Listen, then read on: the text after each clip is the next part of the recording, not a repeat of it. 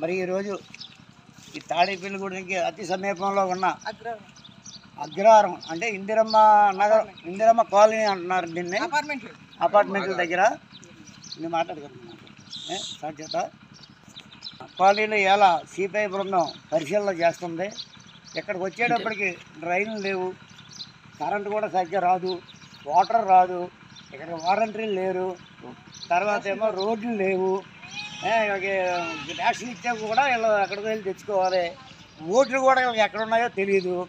ఇప్పటికి వచ్చి ఇక్కడ ఇంటి స్థలాలకి పన్ను కూడా కట్టించుకోవట్లేదంట, వాళ్ళకి పన్ను కూడా లేదంట. మరి అసలు పంచాయతీలో ఉందో లేదా మున్సిపాలిటీలో ఉందో అవయవమయ పరిస్థితులు వీళ్ళు ఉన్నారు.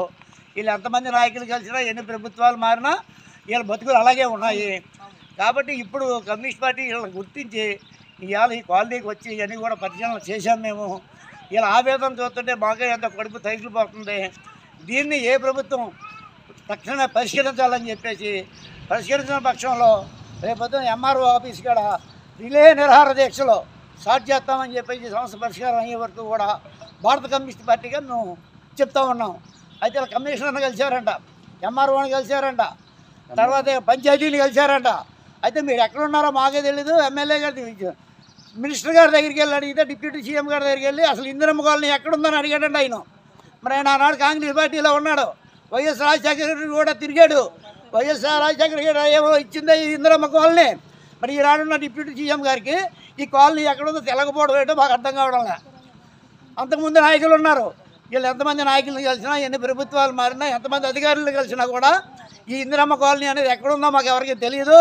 నీకు ఓట్లు ఇక్కడ ఓట్లు కూడా లేవు. ఇక్కడ ఎక్కడి నుంచో బయట నుంచి వచ్చి మరి వీళ్ళు గుడి వెళ్ళి ఓట్లు వేస్తారంట కొంతమందికి ఓట్లు లేవు, ఆధార్ కార్డులు లేవు, ఈ డోర్ నెంబర్ల మీద ఆధార్ కార్డులు లేవు చాలామందికి. కాబట్టి తక్షణమే ఈ ప్రభుత్వం స్పందించి ఈ సీఎం గారికి మేము ఒకటే అడుగుతున్నాం, డిప్యూటీ సీఎం గారిని, అయ్యా రేపొద్దున ఎలక్షన్లు వస్తున్నాయి, మళ్ళీ మీరే ఎమ్మెల్యేగా ఉంటారు ఇక్కడ, కాబట్టి మీరు అన్నీ గుర్తించి ఎలక్షన్లు అయ్యే లోపల వీళ్ళందరికీ ఈ రోడ్లు కానీ డ్రైన్లు కానీ కరెంటు కానీ లేకపోతే వీళ్ళకి వచ్చే వాటర్ లిస్టులు కానీ ఇవన్నీ కూడా వీళ్ళకి కూడా మన టౌన్లో ఎలాగైతే వాటిలో సప్లై చేస్తున్నారో అవన్నీ కూడా వీళ్ళకే సప్లై చేయాలని చెప్పేసి భారత కమ్యూనిస్ట్ పార్టీగా మేము తెలియజేస్తూ ఉన్నాం. ఈ సమస్య మీరు పరిష్కారం చేయకపోతే ఎంఆర్ఓ దగ్గరికి, ఈ కమిషనర్ దగ్గరికి, అలాగే కలెక్టర్ గారి దగ్గరికి కూడా వెళ్ళి ఈ సమస్యను వాళ్ళ దృష్టిలో పెట్టి ఈ సమస్య పరిష్కారం అయ్యే వరకు ప్రభుత్వం వీళ్ళని గుర్తించే వరకు కూడా ఈ పోరాటం కొనసాగిస్తామని చెప్పేసి భారత కమ్యూనిస్ట్ పార్టీగా మేము తెలియజేస్తూ ఉన్నాం.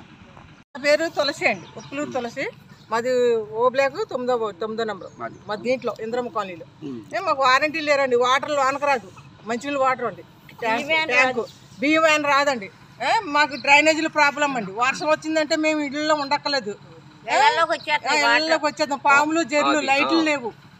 ఎలా చెప్పి ఎవరికి చెప్పుకున్నా మా గోడిని వాళ్ళు ఎవరు లేరు, మేము ఎవరికి చెప్పుకోవడం మానేసండి. ఏలు తగ్గిన మాకు సమస్యలు తీరలేదు ఏంటండి, మాకు సమస్యలు తీరలేదు. మేము ఎవరికి చెప్పుకున్నాం, అందరికీ చెప్పుకున్నాం, ఎవరు మా సమస్యలు తీర్చలేదు. అందు గురించి దయచేసి ఇందిరమ్మ కాలనీకి మాకు న్యాయం చేయాలని, అన్ని మాకు రావట్లేదు కాబట్టి చేయించాలని అడుగుతున్నాం. కోట బియ్యం కూడా వస్తున్నాయమ్మా, చెప్పండి. బియ్యం రావట్లేదు, వారంటీ లేరు, మంచి వాటర్ ట్యాంక్ రావట్లేదు, డ్రైనేజీలు కూడిపోతుంది, నీళ్ళు వస్తే ఇళ్ళమే పడిపోతుంది. ఇవాళ నిన్నా కదా ఇక్కడ 10 సంవత్సరం ఉంటున్నాం. ఇక్కడ ట్యాంక్ అతను అడిగితే మాకు రోడ్డు మీదకే రమ్మని అంటున్నారు. లోనకు రాదు ట్యాంక్, ఇవన్నీ పోయినాయి, రోడ్లు గట్ట మీరు రోడ్లు ఎత్తా లోనకు వస్తాను అంటున్నాడు ట్యాంక్ ఆయన.